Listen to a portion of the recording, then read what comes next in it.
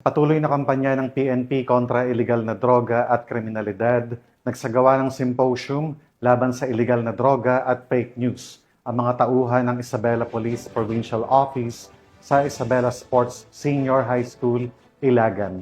Police Corporal Roldan Giab sa report.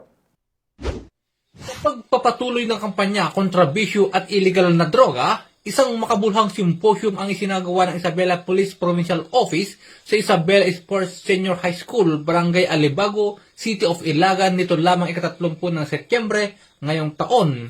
Pinangunahan ito ni na Police Captain Perla S. Pagulayan, Chief ng Women and Children Protection Desk, at Police Captain Scarlett M. Topino, Chief ng Public Information Office, katuwang ang Provincial EOD personnel.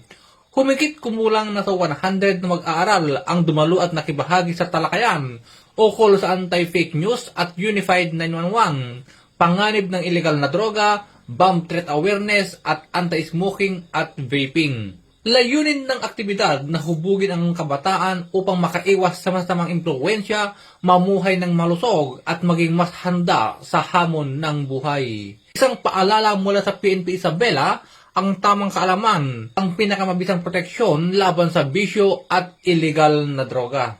Mula dito sa lalawigan ng Cagayan, ako ang inyong PNN correspondent, Police Corporal Giab, alagad ng batas, tagataguyod ng Balitang Pulis.